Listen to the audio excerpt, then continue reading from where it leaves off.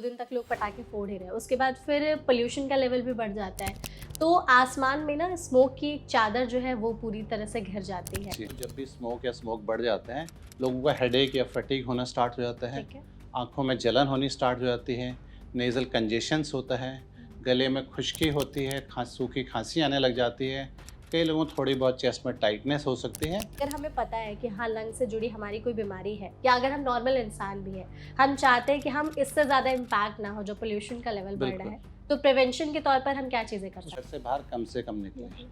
अगर ज़रूरत है तो ही निकलना है, वरना नहीं जाना है। अगर आपको निकलने की ज़रूरत पड़ती है, तो N95 मास्क पहन के जाइए, ठीक। जो आपको प्रोटेक्ट करेगा। पोल्यूशन का लेवल भी इस टाइम पर बहुत ज़्यादा बढ़ जाता है, स्पेशली दिवाली के टाइम पर इतने ज़्यादा लोग पटाखे वगैरह भी फोड़ते हैं, तो इन सब का हमारी लंग्स पर क्या इम्पैक्ट पड़ता है? जब हम इनहेल करते हैं, नॉर्मली हमारा जो नेज़ल पाथवे है वो प्रोटेक्शन के लिए बना हुआ है, पर क्योंकि ये पार्टिकुलेट साइज़ बहुत छोटा होता है, ये हमारे लंग्स के एल्वियोलाई तक पहुंच जाते हैं, जो लास्ट में गैस एक्सचेंजिंग एरिया है लंग्स का। तो जब भी वो जाते हैं, उसकी वजह से क्या होता है, वहाँ इन्फ्लामेशन होना स्टार्ट हो जाता है।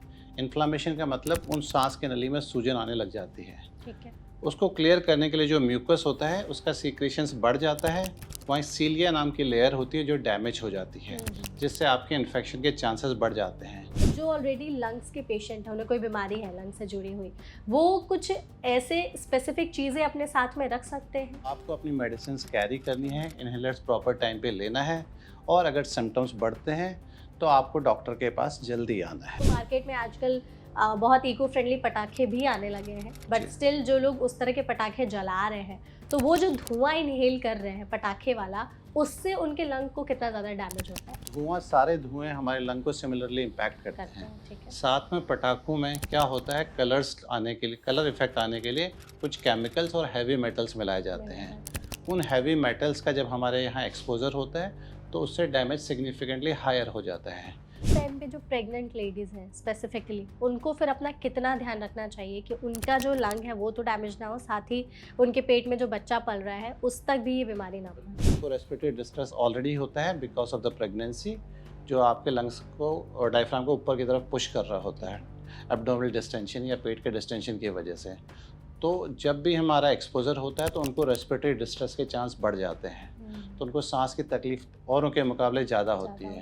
अस्थमा के पेशेंट्स हैं या उनको ब्रोंकाइटिस, सीओपीडी जैसी प्रॉब्लम है, अगर उन पर बहुत ज़्यादा इसका इम्पैक्ट पड़ रहा है, तो ऐसा भी है कि उन्हें अटैक भी पड़ सकता है? उनके लंग्स, जैसा मैंने पहले बताया कि लंग्स काफ़ी कमज़ोर होते हैं, उन कमज़ोर लंग्स पे अगर और पॉल्यूशन का इम्पैक्ट आता है, तो बहुत कॉमन प्रेजेंटेशन है कि उनके जो सांस की नली की सूजन और ज़्यादा बढ़ जाती है, और उसी को हम अस्थमा अटैक कहते हैं, और उसी को सीओपीडी का एक्सर्वेशन कहते हैं। कोई ऐसा भी पैरामीटर है कि एक टाइम पर लंग्स इतने डैमेज हो चुके होते हैं कि फिर ट्रीटमेंट का भी कोई ऑप्शन नहीं बचता? क्लिनिकली अगर पेशेंट को बैठे बैठे ही सांस चढ़ रहा है, या कपड़े बदलने पे सांस चढ़ रहा है, या बाथरूम तक जाने में भी सांस चढ़ रहा है, मतलब आपके लंग्स सिग्निफिकेंटली डैमेज हो चुके हैं।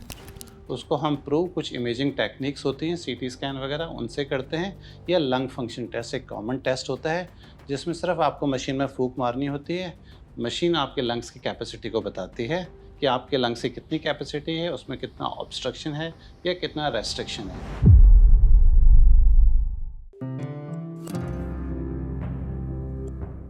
Hello hi everyone, NBT live के हेल्थ पॉडकास्ट में आप सभी का स्वागत है। मैं हूं आपके साथ मेघा, और आज हम बात करेंगे अपने लंग्स के बारे में। हम सभी जानते हैं कि अभी फेस्टिवल का सीज़न जो है वो शुरू हो चुका है, ऐसे में विंटर्स भी आ रही हैं, तो पोल्यूशन का जो लेवल है वो बहुत सारे शहरों में बहुत ज़्यादा बढ़ जाता है, जिसकी वजह से हमारे लंग्स सबसे ज़्यादा इम्पैक्ट होते हैं, स्पेशली वो लोग जिन्हें लंग्स से रिलेटेड ऑलरेडी पहले से कोई बीमारी है। इसीलिए हमने इस सेशन को ऑर्गेनाइज किया है, जिसमें हम अपने लंग्स से रिलेटेड हर एक डिटेल जानने की कोशिश करेंगे, साइंस और सिम्टम्स को समझेंगे, इन सभी का इम्पैक्ट हमारे लंग्स पर क्या हो रहा है, इससे बचने के लिए हम क्या कर सकते हैं, इन सभी के बारे में विस्तार से बात करेंगे। जिसके लिए सेशन में हमारे साथ एक बहुत ही स्पेशल गेस्ट मौजूद है। हमारे साथ है डॉक्टर राजकुमार, जो कि सीनियर कंसल्टेंट है, pulmonologist, Indian spinal injury centre में। तो डॉक्टर, सबसे पहले तो इस सेशन में आपका बहुत बहुत स्वागत है। Thank you so much doctor, session में हमारे साथ जुड़ने के लिए। तो डॉक्टर, जैसा हमने बात की कि अभी फेस्टिवल्स का जो सीज़न है वो आने वाला है, पोल्यूशन का लेवल भी इस टाइम पर बहुत ज़्यादा बढ़ जाता है, स्पेशली दिवाली के टाइम पर इतने ज़्यादा लोग पटाखे वगैरह भी फोड़ते हैं, तो इन सब का हमारी लंग्स पर क्या इम्पैक्ट पड़ता है? जी, बहुत अच्छा सवाल। सबसे पहले हमें ये जानना है कि ये स्मोक और स्मोक होता क्या है। तो स्मोक होता है धुआं। ठीक है। इस धुएं में कुछ चीज़ें होती हैं जैसे बहुत फाइन पार्टिकल जिनको हम पार्टिकुलेट मैटर्स कहते हैं, जिनको PM 2.5 और PM 10 के नाम से भी जाना जाता है। इसके अलावा वहाँ कुछ टॉक्सिक गैसेस होती हैं, जिन gases sulphur dioxide, nitrogen dioxide, carbon monoxide and ozone होती हैं। इसके अलावा वहाँ कुछ केमिकल्स भी होते हैं और टॉक्सिक मेटल्स भी होते हैं, जो सारे के सारे स्मोक के साथ मिलके जब फॉग आता है तो उसको हम स्मोक कहते हैं। हाँ। ये हम इनहेल करते हैं। जब हम इनहेल करते हैं नॉर्मली हमारा जो नेज़ल पाथवे है वो प्रोटेक्शन के लिए बना हुआ है, पर क्योंकि ये पार्टिकुलेट साइज़ बहुत छोटा होता है, ये हमारे लंग्स के एल्वियोलाई तक पहुंच जाते हैं, जो लास्ट में गैस एक्सचेंजिंग एरिया है लंग्स का। तो जब भी वो जाते हैं उसकी वजह से क्या होता है, वहाँ इन्फ्लामेशन होना स्टार्ट हो जाता है। इन्फ्लामेशन का मतलब उन सांस की नली में सूजन आने लग जाती है। ठीक है। उसको क्लियर करने के लिए जो म्यूकस होता है उसका सीक्रेशंस बढ़ जाता है। वहीं सीलिया नाम की लेयर होती है जो डैमेज हो जाती है, जिससे आपके इन्फेक्शन के चांसेस बढ़ जाते हैं और इवेंचुअली ये सब नीचे पहुंच के आपके इम्यून डिफेंस को कमज़ोर करता है, जिस इम्यून डिफेंस के कमज़ोर होने के कारण आपके इन्फेक्शंस का रिस्क बहुत ज़्यादा बढ़ जाता है बिल्कुल। और ये इवेंचुअली आपके लंग्स में पेनिट्रेट कर जाते हैं, जो दूसरे ऑर्गन्स होते हैं उन पे भी इसका डैमेज आ सकता है। एग्जैक्टली तो जैसे दिवाली ही है, एक फेस्टिवल है जिसमें हम लोग ने इतने सारे पटाखे फोड़े, 2 दिन तक तो चलते ही है बिल्कुल कि 2 दिन तक लोग पटाखे फोड़ ही रहे हैं। उसके बाद फिर पोल्यूशन का लेवल भी बढ़ जाता है, तो आसमान में ना स्मोक की एक चादर जो है वो पूरी तरह से घिर जाती है। जी। तो इसकी वजह से अगर हमें कुछ ऐसे सिम्टम्स आ रहे हैं तो हमें कब अलर्ट होने की ज़रूरत है कि शायद हमारे जो लंग्स है वो अफेक्ट हो रहे हैं? जी, तो उसमें सबसे पहले जो कॉमन सिम्पटम्स आते हैं लोगों को जब भी स्मोक बढ़ जाते हैं, लोगों का हेडेक या फटीग होना स्टार्ट हो जाता है, ठीक है। आँखों में जलन होनी स्टार्ट हो जाती है, नेज़ल कंजेशंस होता है, गले में खुश्की होती है, सूखी खाँसी आने लग जाती है, कई लोगों को थोड़ी बहुत चेस्ट में टाइटनेस हो सकती है और माइल्ड शॉर्ट ऑफ ब्रेथ होती है। तो ये नॉर्मल सिम्पटम्स हैं जिसमें कोई अलर्टिंग ठीक चीज़ है। नहीं है। लेकिन जब छाती में जकड़न के साथ सीटी बजने की आवाज़ आने लग जाती है, छाती से सीटी बजने की आवाज़ आती है या आपको सांस की तकलीफ बढ़ती जाती है, तो ये हमारे लिए अलार्मिंग साइंस हैं। ओके। इसके ऊपर हमें ध्यान देना चाहिए। बिल्कुल। तो ये तो वो साइंस है जो नॉर्मल लोगों को हो सकते हैं। जी। जो ऑलरेडी लंग्स की किसी बीमारी से पहले से ही पीड़ित है, जैसे अस्थमा, ब्रोंकाइटिस या सीओपीडी जैसे बीमारी से हैं, उनमें फिर क्या ऐसे सिम्पटम्स दिखाई देते हैं जो वो और वर्स कर सकते हैं? जी, तो आपको ये समझना पड़ेगा इन लोगों के लंग्स ऑलरेडी कॉम्प्रोमाइज़्ड होते हाँ, हैं। बिल्कुल। तो कॉम्प्रोमाइज़्ड लंग का मतलब है आपके लंग की कैपेसिटी कमज़ोर है, आपकी इम्यूनिटी कमज़ोर है। तो जब भी आपका सिग्निफिकेंट पॉल्यूशन से एक्सपोज़र होगा, उस टाइम पे आपको सिम्पटम्स बहुत जल्दी आ जाएँगे करेक्ट। और आपके जो पुराने सिम्पटम्स हैं वो वर्स हो जाएँगे। तो इस वजह से इन लोगों को सबसे पहले सिम्पटम्स आते हैं, इनको सांस की दिक्कत बढ़ जाती है, इनका हॉस्पिटलाइजेशन रेट बढ़ जाता है, इनमें इन्फेक्शन की दिक्कत भी बहुत ज़्यादा बढ़ जाती है। ओके, तो इस टाइम पर के क्या हॉस्पिटल्स में पेशेंट्स बहुत ज़्यादा बढ़ने लगते हैं? जैसे जैसे पॉल्यूशन बढ़ता है, सब लोगों के लंग पे इम्पैक्ट होता है, हेल्दी लोगों के पे भी होता है और जिनको डिज़ीज़ है उन पे भी होता है। करेक्ट है। लेकिन जिनको ऑलरेडी डिज़ीज़ है जैसे मैंने बताया, तो उन लोगों के हॉस्पिटल में प्रेज़ेंटेशंस बहुत ज़्यादा बढ़ जाते बढ़ हैं। जाते हैं, बिल्कुल। वो बहुत ज़्यादा हमारे पास खांसी के साथ आते हैं कि उनकी खांसी लंबी चल रही है, उनकी सांस की दिक्कत जो पहले से उनका अस्थमा या सीओपीडी जो ऑलरेडी कंट्रोल्ड था, वो अब अनकंट्रोल्ड हो गया है, उनके सिम्पटम्स ज़्यादा बढ़ गए हैं। और ट्रिगर तो हो जाते हैं वो। बिल्कुल, और तो हॉस्पिटल में इमरजेंसी में काफ़ी ज़्यादा भीड़ लग जाती है इस वजह से। एग्जैक्टली तो मतलब कह सकते हैं कि इस टाइम पर जो पेशेंट्स हैं वो बहुत ज़्यादा आने लगते हैं, बढ़ने लगते हैं। यस, जैसे जैसे आपका पोल्यूशन का लेवल। पॉल्यूशन का लेवल बढ़ेगा, उसी के प्रोपोर्शनली पेशेंट्स का इमरजेंसी विजिट्स बढ़ता चला जाता है, अगर आपको कोई लंग डिसीज़ है तो। तो प्रिवेंटिव मेजर्स के तौर पर हम ऐसे क्या चीज़ें ध्यान में रख सकते हैं कि अगर हमें पता है कि हाँ लंग से जुड़ी हमारी कोई बीमारी है या अगर हम नॉर्मल इंसान भी है, हम चाहते हैं कि हम इससे ज़्यादा इम्पैक्ट ना हो जो पोल्यूशन का लेवल बढ़ रहा बिल्कुल। है, तो प्रिवेंशन के तौर पर हम क्या चीज़ें कर सकते उसमें हैं? बहुत सारी सिंपल से स्टेप्स हैं। हम्म, सबसे पहले अगर पॉल्यूशन का लेवल बाहर बढ़ गया है, तो घर से बाहर कम से कम निकलें। अगर ज़रूरत है तो ही निकलना है, वरना नहीं जाना है। अगर आपको निकलने की ज़रूरत पड़ती है, तो N95 मास्क पहन के जाइए, ठीक है। जो आपको प्रोटेक्ट करेगा। अगर आप घर पे हैं, तो घर के खिड़की दरवाजे बंद रखिए और घर में आप एयर प्यूरीफायर भी यूज़ कर सकते हो, जिससे आपको फ़ायदा होगा। ओके। आपको कोई अच्छा खाना खाना है जिससे आपकी इम्यूनिटी बढ़े और आप ब्रीदिंग एक्सरसाइजेस कर सकते हो। ये सब चीज़ें आपको हेल्प करेंगी। कुछ ऐसी चीज़ें हैं जो हमारे लंग्स को अच्छा जो है वो इम्यूनिटी प्रोवाइड करती हैं, खाने की चीज़ें जो हम डाइट में शामिल कर सकते हैं इस दौरान?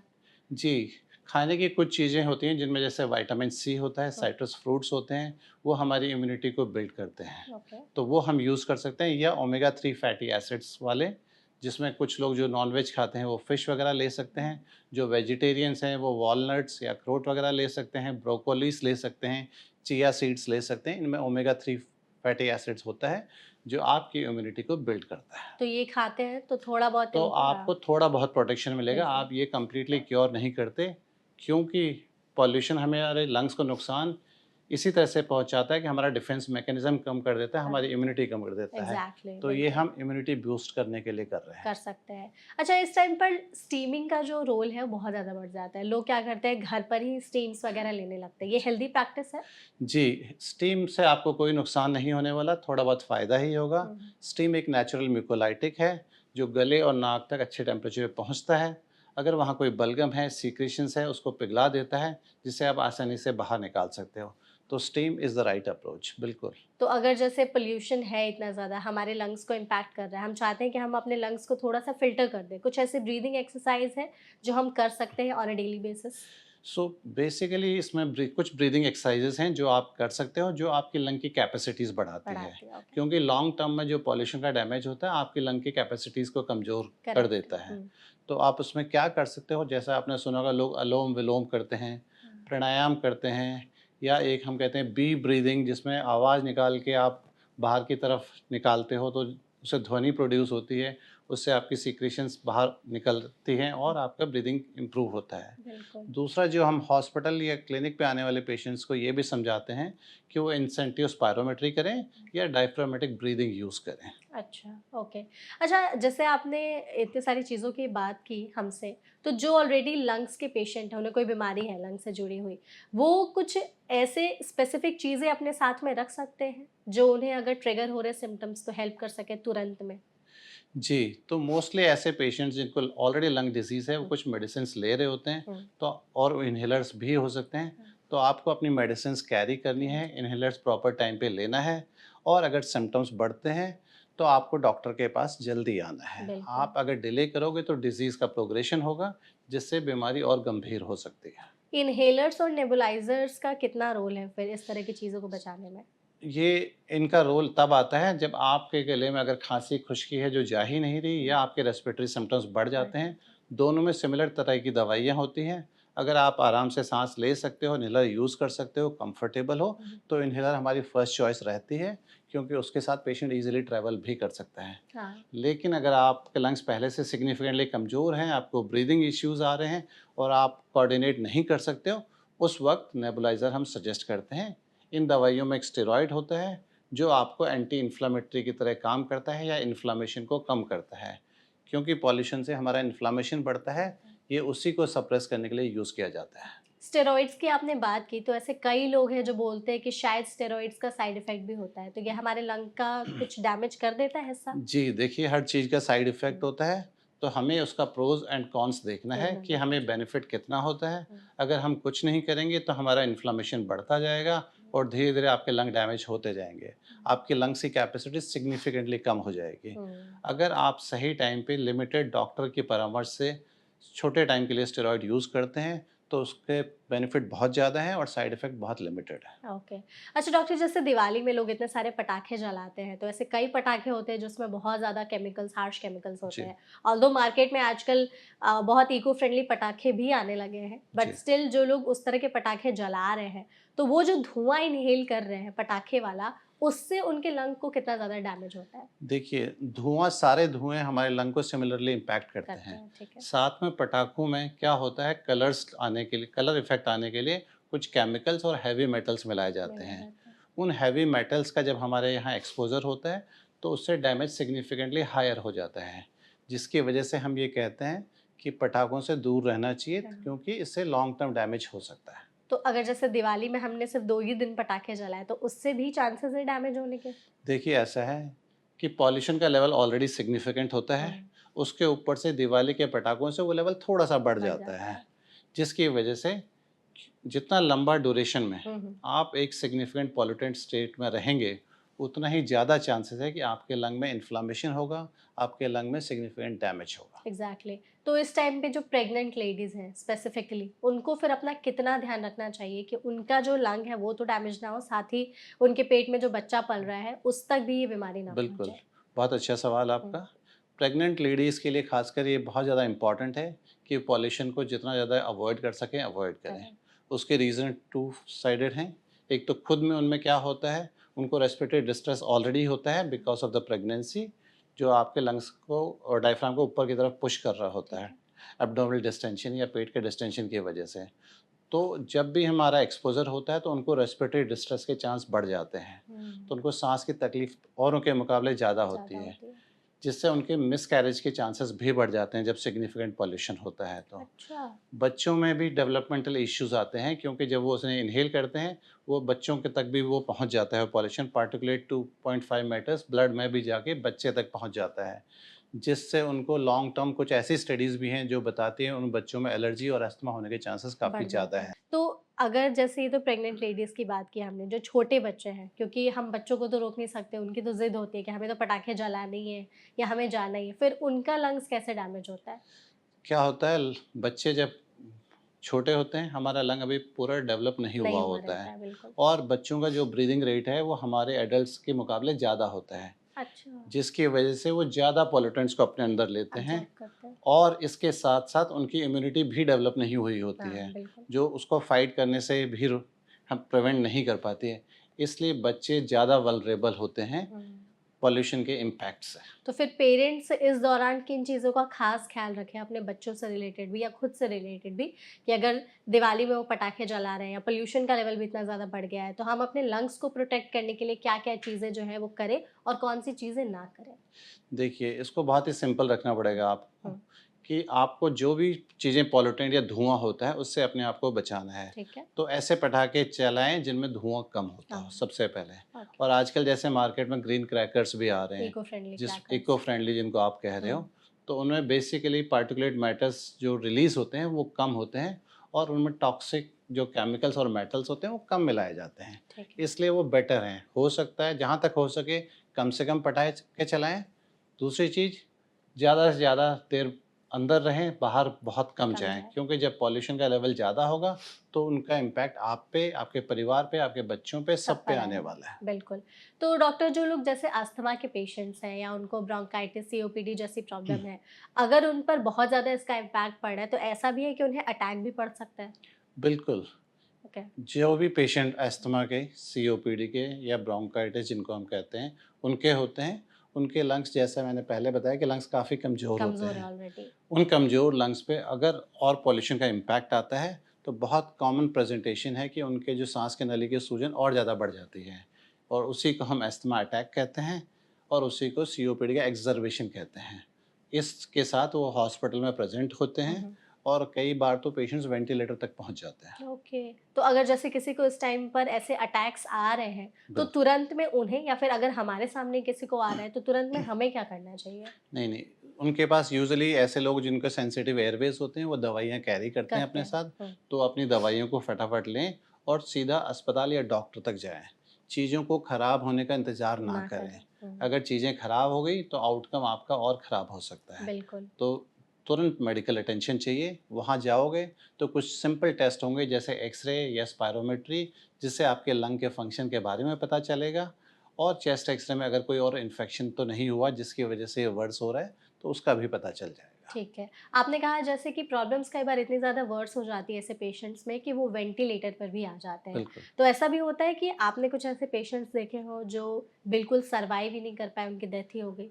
नहीं, ऐसा डायरेक्टली सीधा रिलेट करना बहुत मुश्किल है, पर ये वन ऑफ द फैक्टर्स होता है कि आप देखोगे कि जो मॉर्टेलिटी है या मरने के चांसेस हैं, वो इस मौसम में ज़्यादा बढ़ जाते हैं, अच्छा। जब पेशेंट रेस्पिरेटरी इश्यूज़ के साथ हॉस्पिटल में आते हैं। हुँ। और मोस्ट कॉमन जो टाइम होता है, जब पेशेंट्स हॉस्पिटल में रेस्पिरेटरी डिज़ीज़ या रेस्पिरेटरी इश्यूज़ के साथ आते हैं, वो सर्दियों वाला या पॉल्यूशन वाला टाइम होता है। फिर आपके लिए टाइम कितना ज़्यादा चैलेंजिंग हो जाता है जब पेशेंट्स के केसेज़ इतने ज़्यादा बढ़ जाते हैं तो? जी, क्योंकि आप समझते हो कि हॉस्पिटल में एक लिमिटेड नंबर ऑफ बेड्स होते हैं हाँ, और उससे भी limited number of ICU beds होते हैं। बिल्कुल। तो अगर आपको साँस की दिक्कत ज़्यादा बढ़ रही है, तो बहुत कॉमनली होता है कि वो पेशेंट्स आईसीयू में एडमिट हो जाते हुँ। हैं और जिन जो पेशेंट्स आईसीयू में एडमिट होते हैं उनमें से कुछ पेशेंट्स वेंटिलेटर तक पहुंच जाते हैं। करेक्ट। उसमें से सभी लोगों की मॉर्टेलिटी नहीं होती, पर कुछ पेशेंट ऐसे भी होते हैं जिनकी डेथ भी हो सकती हो है। सकती है। फिर ये सिचुएशन आपके लिए कितना ज़्यादा हेक्टिक हो जाता है कि हर क्योंकि फेस्टिवल तो आप भी सेलिब्रेट करेंगे, लेकिन बिल्कुल। आप लोग के पास ऐसी चीज़ें होती है कि हो सकता है पेशेंट्स के जो केसेज़ है वो इस टाइम पे बढ़ जाए।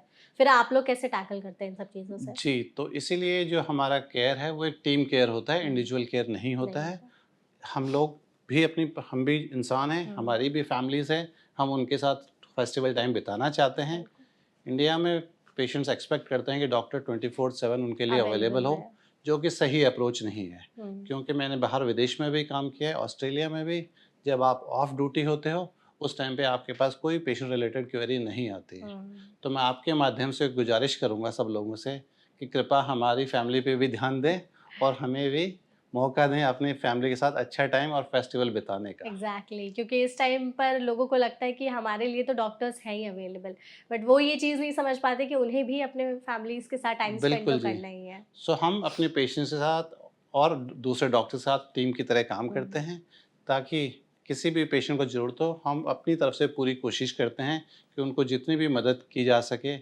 मोस्ट ऑफ द टाइम हम ये फ़ील करते हैं कि हमारी फैमिली इन चीज़ों को पे कॉम्प्रोमाइज़ करती बिल्कुल। है और हम पेशेंट के ऊपर ज़्यादा ध्यान देते हैं, अपने घरवालों पे कम ध्यान देते हैं। बिल्कुल। अच्छा, ऐसे केसेस जब आपके पास पेशेंट्स लेकर के आते हैं, आपने उनका ट्रीटमेंट किया, लेट्स सपोज वो ठीक हो गए, फिर वो ऐसी क्या गलतियां कर देते हैं कि वापस से आपके पास आ जाते हैं वो लोग? देखिए, एक बार जब पेशेंट ठीक हो जाता है तो उसे लगता है मैं बिल्कुल ठीक हूँ, मैं दोबारा आज़ाद हूँ वही सब करने के लिए हाँ। जो पहले करता था। तो जब तक वो बीमार होते हैं वो डॉक्टर की सारी सलाह मानते हैं। हम्म, धीरे-धीरे वो अपनी दवाइयाँ बंद करने लगते हैं क्योंकि मैं ठीक हूँ। खुद ही से आप बिल्कुल, आप ठीक इसलिए हो क्योंकि आप पे दवाइयाँ चल रही चल हैं। रही तो हैं। आप उस चीज़ को नॉर्मल मत समझिए। बिल्कुल। और अनफॉर्चुनेटली बहुत सारे पेशेंट इस गलती को करते हैं। वो दवाइयाँ बंद कर देते हैं, फिर वो एक्ज़र्बेशन और जब अटैक होता है, तो वापस हॉस्पिटल में प्रेज़ेंट करते हैं और बहुत बार ऐसा भी होता है कि उनकी हालत पहले के मुकाबले काफ़ी ज़्यादा सिग्निफ़िकेंटली ख़राब हो चुकी होती है। अच्छा। उनके लंग्स में और ज़्यादा डैमेज हो चुका डैमेज हो होता है। चुका होता है। कोई ऐसा भी पैरामीटर है कि एक टाइम पर लंग्स इतने डैमेज हो चुके होते हैं कि फिर ट्रीटमेंट का भी कोई ऑप्शन नहीं बचता? नहीं, ऐसे बहुत सारे पैरामीटर्स होते हैं जो क्लिनिकल होते हैं और टेस्ट बेस्ड होते हैं। ठीक है। तो उसमें सिर्फ क्लिनिकली अगर पेशेंट को बैठे-बैठे ही साँस चढ़ रहा है हुँ, या कपड़े बदलने पे साँस चढ़ रहा है या बाथरूम तक जाने में भी साँस चढ़ रहा है, मतलब आपके लंग्स सिग्निफिकेंटली डैमेज हो चुके हैं। हो चुके हैं, ठीक उसको है। हम प्रूव कुछ इमेजिंग टेक्निक्स होती हैं, सीटी स्कैन वगैरह उनसे करते हैं, या लंग फंक्शन टेस्ट एक कॉमन टेस्ट होता है, जिसमें सिर्फ आपको मशीन में फूँक मारनी होती है। मशीन आपके लंग्स की कैपेसिटी को बताती है कि आपके लंग्स की कितनी कैपेसिटी है, उसमें कितना ऑब्स्ट्रक्शन है या कितना रेस्ट्रिक्शन है। ओके, उसके हिसाब से हम डिटरमाइन करते हैं कि आपके लंग्स में कितना डैमेज हो रखा है। बिल्कुल। जो अगर जैसे हम पॉल्यूशन की बात करें तो कई बार ऐसा होता है कि अगर पॉल्यूशन का level let's suppose Delhi NCR में बढ़ने लगा तो लोग बोलेंगे कि हम अपने होम टाउन चले जाते हैं, वहाँ पॉल्यूशन का लेवल कम होगा। लेकिन बहुत सारे ऐसे टियर 2 सिटीज़ भी हैं, वहाँ भी पॉल्यूशन का लेवल है, बस कोई चेक नहीं करते हैं, वहाँ पे बात नहीं होती बिल्कुल। ज़्यादातर। तो फिर ऐसे जब पेशेंट्स आपके पास आते हैं कि डॉक्टर साहब इस टाइम पर क्या हम वर्क फ्रॉम होम लेकर के अपने टाउन चले जाएँ, आप क्या एडवाइस देते हैं? जी, देखिए, इंडिया में पॉल्यूशन एक सिर्फ दिल्ली की समस्या नहीं है, नहीं दिल्ली है। में बहुत ज़्यादा है, आपको ये समझने की ज़रूरत है। बट और सिटीज़ में भी पॉल्यूशन होता हुँ, है, ना वहाँ पे इतनी मॉनिटरिंग होती है, ना वहाँ पे लोग इतनी बातें करते बातें हैं। करते हैं। ओवरऑल अगर आप कहीं पे भी जाओ तो आपको प्रॉब्लम ये करना है कि हमें पॉल्यूशन का सोर्स क्या है, हुँ, उसको ख़त्म करना है। इस पे गवर्नमेंट लेवल पे और इवन पब्लिक लेवल पे पॉलिसीज़ बननी चाहिए, बिल्कुल। ताकि हम इस बीमारी को जड़ से ख़त्म कर सकें और एटलीस्ट मिनिमाइज़ कर सकें। इतना मिनिमाइज़ कि हमारे लंग्स में इम्पैक्ट तो ना एटलीस्ट ना पाए। हो। ओके। डॉक्टर, अगर हम चाहते हैं कि आगे चल कर के लंग्स के डिजीज़ से हम बचे रहें या ये जो भी टाइम है पोल्यूशन का या दिवाली के टाइम पर क्रैकर्स वगैरह का, तो कुछ ऐसे टेस्ट हैं जो हम करा सकते हैं अपने लंग्स की हेल्थ का पता लगाने के लिए? अगर आपको कोई लंग्स की बीमारी नहीं है, तो आपको कोई स्पेसिफिक टेस्ट कराने की ज़रूरत पहले नहीं है, नहीं है। ठीक है। लेकिन अगर आपको लंग्स की डिसीज़ है, हुँ, तो आप अपने डॉक्टर से मिलिए। जैसा मैंने बताया कि वो मोस्ट कॉमनली चेस्ट एक्स-रे या लंग फंक्शन टेस्ट और स्पायरोमेट्री कहते हैं। उस टेस्ट को कराया जाता है और उसके हिसाब से बताया जाता है कि आपके लंग्स की आज हालत कैसी है। हुँ। वो उस टाइम की इन्फॉर्मेशन देते हैं। तो आप प्रिवेंटिव चेकअप में सिर्फ इतना कर सकते हो और कुछ करने की आपको ज़रूरत नहीं है। नहीं है, ठीक है। तो आई थिंक इस सेशन में हमने काफ़ी अच्छी खासी बातचीत कर ली है। हम बस चाहते हैं कि आप जाते-जाते हमारी ऑडियंस को एक कोई ऐसा टिप या एडवाइस दे दें कि दिवाली के दौरान या पोल्यूशन का जब लेवल बहुत ज़्यादा बढ़ने लगता है, या दिवाली के बाद का जो टाइम होता है जब पोल्यूशन लेवल भी बढ़ा होता है और फिर आसमान में हमें वो एक चादर भी दिखती है, कौन सी ऐसी चीज़ें हैं जो बिल्कुल भी ना इग्नोर करें और तुरंत हॉस्पिटल पहुंच जाना चाहिए? बिल्कुल। तो अगर पॉल्यूशन का लेवल सिग्निफिकेंटली ज़्यादा है, हम्म, उस टाइम पे अगर आपको सांस लेने में कोई दिक्कत हो रही है, या आपकी खांसी एक हफ्ते से ज़्यादा चल रही है, या आपको वीजिंग साउंड सुनाई देने लग गई है, उस चीज़ को बिल्कुल इग्नोर मत कीजिए। ठीक है। ये वार्निंग साइंस हैं जो बता रहे हैं कि आपके लंग्स पे सिग्निफिकेंट इम्पैक्ट हुआ हो है। रहा है। तो आपको तुरंत हॉस्पिटल या अपने पड़ोस के डॉक्टर से मिलना चाहिए और अपना इलाज करवाना चाहिए। और इसका फिर लॉन्ग टर्म में डैमेज हमारे लंग्स पर क्या पड़ेगा, उससे क्या बीमारियां हो सकती है, वो भी बता दीजिए। हाँ, देखिए जो कॉमन बीमारीज़ होती हैं, जो सीओपीडी जिसको कहते हैं, हम्म, ब्रोंकाइटिस कहते हैं, या लॉन्ग टर्म में कुछ लोगों को सांस के और डिजीज़ डेवलप हो जाते हैं, इंक्लूडिंग द कैंसर। अच्छा। सो ये सब बीमारियां लॉन्ग टर्म में इम्पैक्ट होती है। इसके अलावा जब ये पार्टिकुलेट मैटर हमारे ब्लड में चला जाता है, तो आप सिर्फ ये मत सोचिए कि लंग्स ही डैमेज हो रहे हैं, वो आपके हार्ट को भी डैमेज करता है। ओके। आपको हार्ट अटैक होने का रिस्क बढ़ जाता है, आपको ब्रेन स्ट्रोक होने का रिस्क बढ़ जाता है, आपकी स्किन ड्राई हो जाती है, आपको एलर्जीज़ का रिस्क बढ़ जाता है। Oh my God. तो हमें सिर्फ पॉल्यूशन को लंग रिलेटेड प्रॉब्लम ना सोचिए। हम्म, ओवरऑल एक औसतन दिल्ली एनसीआर का निवासी अपने 8 से 9 साल उसकी लाइफ छोटी हो जाती है because of pollution. Pollution. Oh my God. तो ओके। ये बहुत सीरियस इश्यू है जिस पे हर किसी को बात करनी चाहिए, और इसका अवेयरनेस जितना ज़्यादा हो उतना ही अच्छा है। बिल्कुल, एग्जैक्टली। और आई थिंक इस सेशन के ज़रिए हमने वही लोगों तक अवेयरनेस पहुंचाने की पूरी पूरी कोशिश की है कि कैसे पोल्यूशन का जो इम्पैक्ट है वो हमारे लंग्स पर होता है, और सिर्फ लंग्स पर ही नहीं, आपने जैसा कि बताया कि हार्ट, ब्रेन, स्किन सब पर इसका असर बिल्कुल। पड़ता है। तो लॉन्ग टर्म में हम भी यही चाहेंगे कि एज अ सोसाइटी हम लोग भी पोल्यूशन को कम से कम करने की कोशिश करें, और दिवाली के अराउंड में भी हमने अच्छी खासी बातचीत की है। तो thank you so much doctor, इस सेशन में हमारे साथ जुड़ने के लिए और इतने इंसाइटफुल जो चीज़ें हैं हमारे साथ शेयर करने के लिए। I hope you enjoyed the session. Thank you for having me, बहुत अच्छा लगा। Thank you so much. और ऑडियंस, अगर आपको ये वीडियो पसंद आई हो तो इसे शेयर ज़रूर करिएगा। कमेंट सेक्शन में अगर आपके मन में कोई और सवाल रह गए हो तो भी आप पूछ सकते हैं, हम पूरी कोशिश करेंगे डॉक्टर के जरिए उन सवालों के जवाब देने का। ऐसी और भी वीडियोज़ के लिए देखते रहिए एनबीटी लाइव।